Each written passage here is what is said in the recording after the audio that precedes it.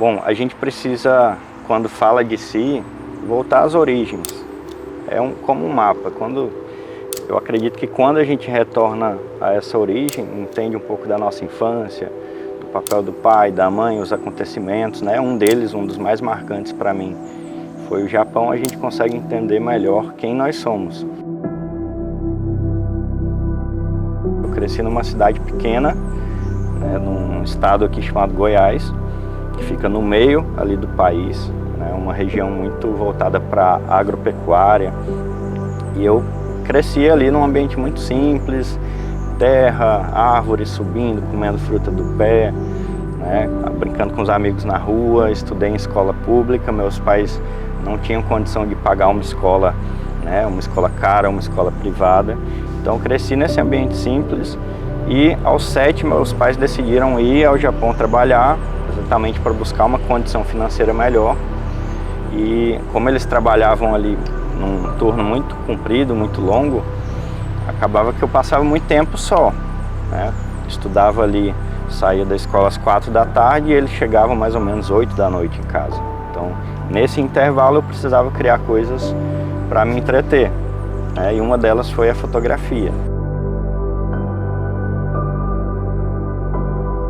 Muito cedo eu percebi que aquele era um meio, uma ferramenta de capturar. Para mim era como guardar, as fotografias eram como uma caixinha de memórias, guardar pequenos detalhes que me chamavam a atenção. Então, inicialmente e até hoje, eu carrego muito dessa percepção, a fotografia como uma caixinha de lembranças, de detalhes ou momentos que nos chamam a atenção, como, uau, isso aqui merece uma atenção especial. Mas achas que a cultura asiática, que tem muito essa influência da fotografia, não é? Nós estamos habituados a ver sempre os chineses, japoneses, sempre com uma câmera na mão. Achas que isso levou a que mais facilmente tu percepcionasses o valor da fotografia? Eu acredito que sim. Eu não tinha uma referência próxima para dizer assim, isso aqui é uma oportunidade. Não. Então, o país me deu um pouco dessa percepção, né? Ver as pessoas comumente documentando ali o dia a dia, porque lá é um hábito, os japoneses têm o hábito de documentar o dia a dia fotograficamente. Me deu esse estalo, sim, aos 7 anos. Eu sei que, daquilo que eu fui percebendo da tua história, sempre foste uma pessoa mais reservada, não é? Bastante. Muito, tentando perceber muito a cultura, a tecnologia. Aquilo que nós brincamos às vezes, que é o nerd, não é? Eu também sou um pouquinho. E sei que isso também te gerou seres alvo de bullying, não é? Achas que isso, a fotografia era uma forma de fugires da realidade e teres o teu mundo, procurares guardar aqueles momentos, não é? Eu sempre fui introspectivo. Introspectivo tem esse perfil de que ele é calmo, todo mundo olha e a gente é mais calmo, mais reservado, mais calado, mas ao mesmo tempo a nossa mente ela está ali bombando, porque a gente percebe muitas coisas, internaliza muitas coisas, pensamentos, ideias, né, visões, vislumbres. E em que momento a gente coloca isso para fora? Tanta coisa a gente coloca para dentro, como é que a gente coloca isso para fora se a gente fala menos do que os extrovertidos? A arte é um caminho muito comum para quem é introspectivo. Eu sei que tu conheceste a tua esposa de uma forma curiosa, não é? Através da internet. Vocês moravam muito longe um do outro, não é? 2.600 quilómetros, é muito longe. E sei que a primeira visita que fizeste, em vez de 5 dias, ficaste 45. Exatamente. Isso foi logo assim... Minha gratidão à minha sogra por isso. Ela gostou e... Ela me acolheu ali. Agora já não pode devolver, já 45 dias, já... Diz-me uma coisa, chegaste a fotografar esses dias? Ainda tens essas fotografias? Tenho. Qual é para ti, em termos de percepção, o valor quando olhas para aquelas fotografias? É interessante, né? Eu tinha uma câmerazinha de 1.3 megapixels, muito ruim a qualidade da imagem, mas eu levava essa câmera para todo lugar, né? Eu tenho a adolescência fotografada, tem mais ou menos 3.000 fotos ali da adolescência, e tenho fotos com minha namorada, que hoje é minha esposa, Lidiane, E é muito legal ver os momentos ali, por mais que tecnicamente eu não era fotógrafo na época, tecnicamente tem luz estourada, tem corte de mão, tá tudo errado. Mas a essência está ali, que é o que? A vontade de guardar momento. Sei que tu voltaste ao Japão aos 18 anos, certo? Exatamente. Como foi esse regresso? Mudou alguma coisa na tua fotografia nessa viagem? Eu conheci Lidiane muito jovem, com 14 para 15 anos. Eu não tinha dinheiro, então como ela morava muito longe, eu trabalhava o ano todo para conseguir comprar os voos, para visitar ela uma vez ao ano. E quando eu completei 18, eu decidi ir ao Japão para juntar um capital e voltar ao Brasil para já ir morar na cidade dela, que é Natal, onde eu resido até hoje. Eu fui parar em Natal por conta dela, então ela que me levou para lá. E aí, basicamente eu fui para o Japão por amor. Eu queria juntar um dinheiro para conseguir me mudar de vez e não ficar aquelas idas e vindas, porque quem já namorou à distância sabe o quanto é sofrido, né? O quanto é difícil.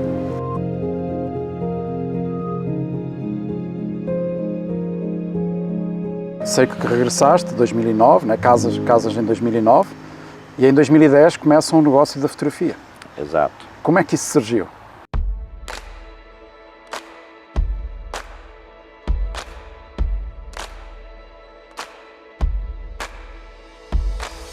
A família da minha esposa é do ramo de eventos. Ok.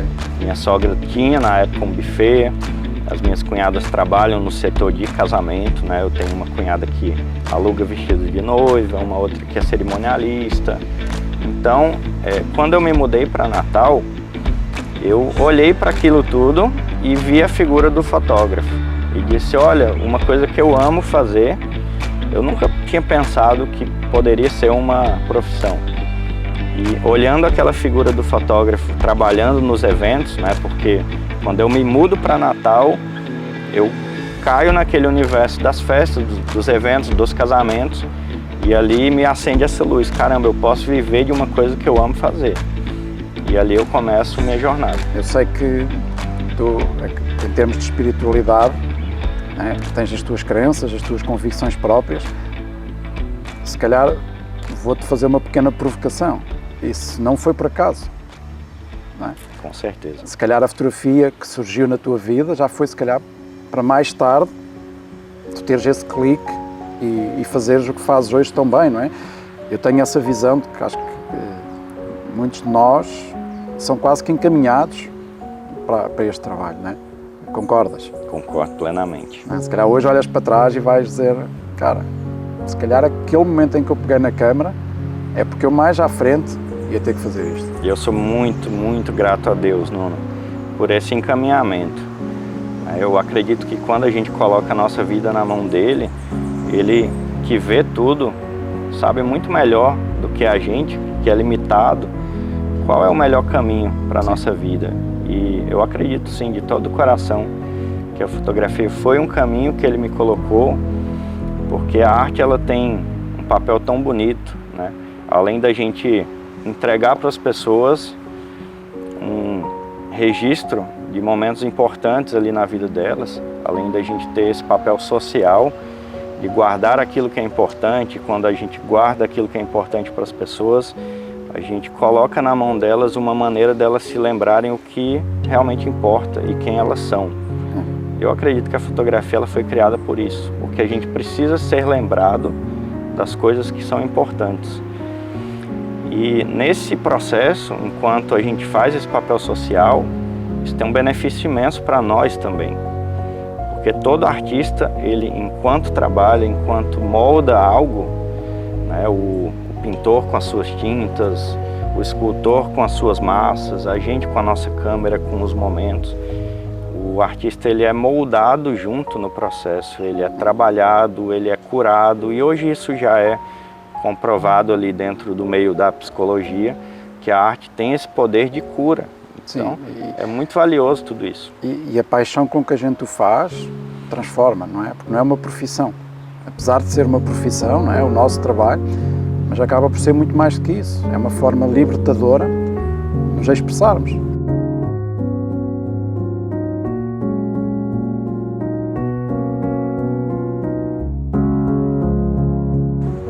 tiveste uma filha, a Liana, certo?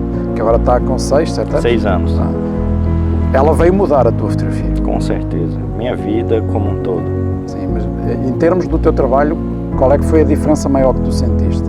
Eu acredito que quando a gente vivencia profundamente o que é uma família, que você vivencia o amor presente na relação com a esposa, com o filho, né? Da esposa para com o marido, isso nos muda profundamente, porque a gente percebe a cada experiência que a gente vivencia, você sabe ainda mais o valor daquilo, né? O valor que eu digo assim, imensurável, imensurável. Isso traz uma reverência muito grande para quando você vai registrar exatamente isso. O casamento é o início de uma família.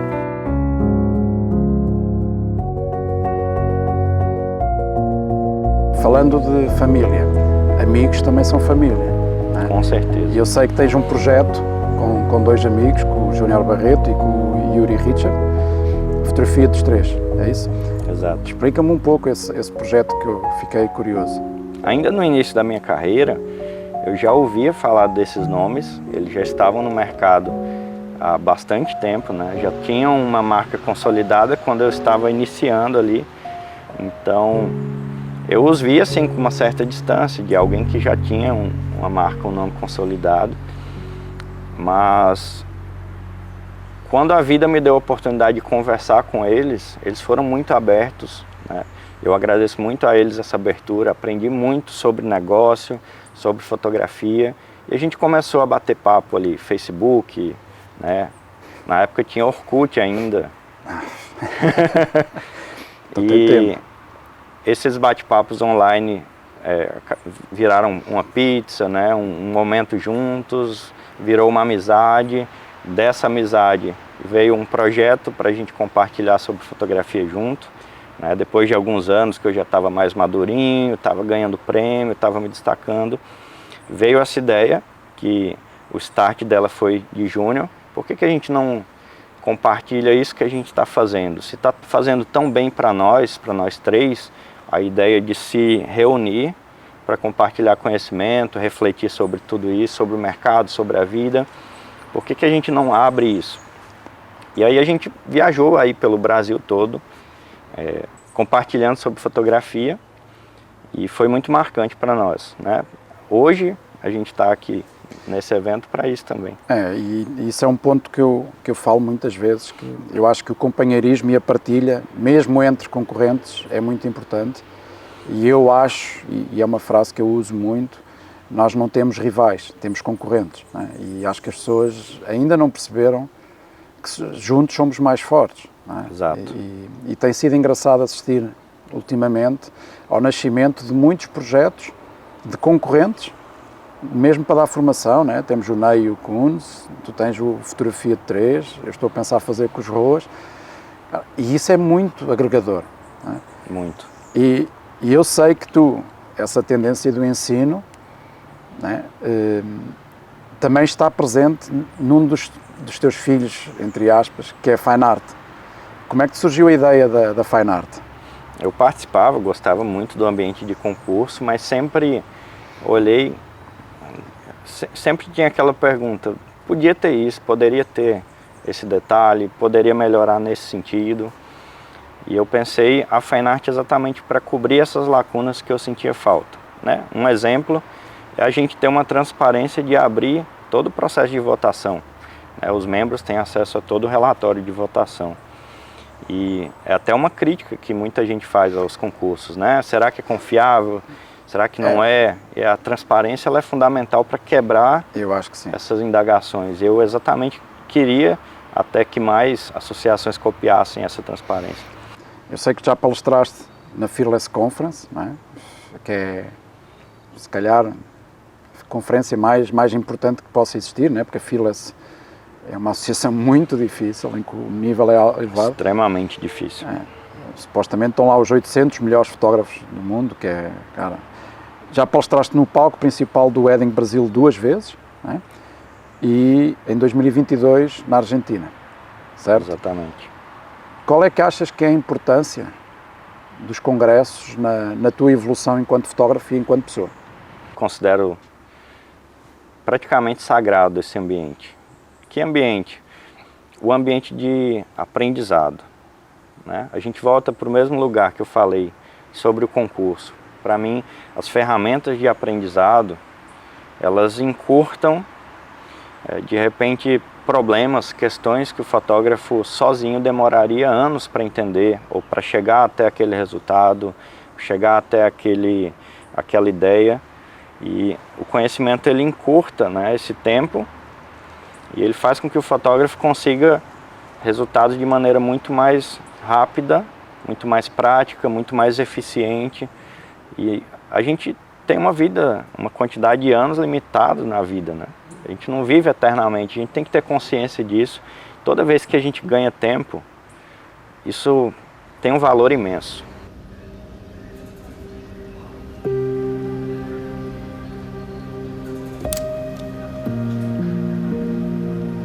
Sabe que uma das coisas mais interessantes no Fotografia dos Três, que você mencionou, teve um período que a gente viajava até uma cidade do interior do nosso estado e a gente organizava um workshop beneficente. Então ele acontecia para fotógrafos que não tinham condição de pagar, né, um workshop, mas que tinham vontade de aprender. E a gente fazia aquilo com muita paixão. Uma das memórias mais marcantes para mim é a gente ir para essa cidade no primeiro ano e ver os fotógrafos chegarem de bicicleta no workshop. 3 anos depois, porque a gente fez alguns anos seguidos ensinando fotografia, ensinando técnica, tinham fotógrafos que aprenderam a fotografar há muito tempo atrás, que eles deixavam a câmera com fita adesiva para não sair do lugar, porque eles não sabiam como configurar a câmera, né? E depois de 3 anos a gente vê aqueles fotógrafos chegando num carro confortável, com a família. A gente vê o impacto na prática que aprender, né, como o conhecimento ele transforma, como ele dá acesso a mais oportunidades, como ele transforma a nossa vida como um todo. Em termos de conhecimento, nós estamos agora numa fase de mudança, não é? Temos aí essa ameaça que as pessoas veem como algo terrível, não é? Da inteligência artificial. Na tua opinião, qual é que achas que vai ser o impacto na fotografia mundial? Quanto o mundo mudou antes e depois da internet, eu acredito que a gente está vendo isso de novo com a inteligência artificial. Então, a gente precisa estar muito atento, acompanhando de perto e vendo como a gente pode trazer isso a nosso favor. É a minha visão. E a nível de concursos, como é que achas que a inteligência artificial pode criar impacto? Porque há imagens que já parecem reais, não é? Como é que achas que vais conseguir lidar com isso na Fine Art? Nós vamos precisar ter, em paralelo às criações de inteligência artificial, alguma maneira de identificar se aquela imagem ela é fidedigna ou se ela foi criada digitalmente. Eu acredito que, pela uma notícia que eu vi, a própria Adobe, né, o próprio Photoshop já está implementando uma ferramenta para a gente identificar isso. Eu acredito que essa identificação ela é extremamente importante. Mas vai começar a causar tumulto quando saem resultados. Sim. Vai ser... A curto prazo, nós teremos esse desafio. Porque nós há pouco falámos em termos de crenças e convicções, espiritualidade. Achas que há pessoas que quase que o destino delas era, a função delas cá em baixo, era serem pessoas importantes na fotografia para passar uma mensagem, para guiar? Achas que há esse tipo de pessoas? Ou como o Evandro Veiga diz, os mensageiros? Sim. Eu acredito que todo artista é um mensageiro. Eu acredito que, de fato, né, tem uma citação da Diane Arbus que ela fala assim: eu acredito profundamente que existem coisas que ninguém no mundo veria se eu não as tivesse fotografado. E tu lançaste um livro em 2019, certo? O Artisticamente. Sim. Porquê é que o fizeste? Qual foi o motivo que te levou a fazer um livro? É um sonho muito antigo, Nuno. Antes de ser fotógrafo, eu tinha o sonho de ser escritor. Então foi um sonho realizado Em primeiro lugar, uma homenagem à minha mãe, porque a minha mãe não teve uma oportunidade de estudar por muito tempo. Ela estudou muito pouco ali, o básico, né? Estudou até a terceira série do ensino fundamental, mas é uma pessoa sábia. E o que ela aprendeu de sabedoria foi através dos livros. Então eu sempre via minha mãe lendo. E aquilo me contagiou. Eu também sou um leitor, gosto de ler muito. Né? Meu apartamento é repleto de livros para todo lado. Já somos dois. E a leitura, ela nos permite ser muito mais do que nós somos, né? A gente pode viajar por vários mundos, por realidades diferentes. Faz com que a gente viva muitas vidas, né? Através dos personagens, das histórias. E para mim a literatura tem um peso de amor, de gratidão à minha mãe. E também foi uma oportunidade de deixar um registro permanente do que eu acredito, né, de tudo que eu aprendi com a fotografia e com a arte ao longo desses anos, em uma homenagem também à minha filha, né? O livro é dedicado a ela. Dizem que todo o ser humano, né, fica realizado quando planta uma árvore, lança um livro, tem um filho. Presumo que já tenhas plantado também uma árvore. Sim. Então já atingiste. Me considero realizadíssimo. Mas acredito que ainda guardes sonhos dentro de ti. Eu vivi muito mais do que eu imaginei. Eu não sou um cara de grandes metas ou sonhos. Eu sou muito mais um cara de desfrutar o que acontece no presente. Cada oportunidade que foi acontecendo na minha vida não foi algo do tipo, eu planejei isso. Foi algo do tipo, a oportunidade chegou, eu abracei e agradeci a Deus por ela. E continua assim. Há quem diga que é errado, que a gente deve ter metas ambiciosas e grandes. Eu prefiro vivenciar o momento, vivenciar o presente. Eu prefiro estar aberto a oportunidades. Eu prefiro não criar expectativas. A expectativa pode gerar muitas frustrações. E eu acredito que a gente precisa, de fato, muito mais do que pensar no passado ou planejar o futuro, vivenciar o presente. Eu estou aqui agora contigo, eu quero aproveitar esse momento. Se eu estou muito lá atrás ou muito lá na frente, eu perco o contato com isso aqui.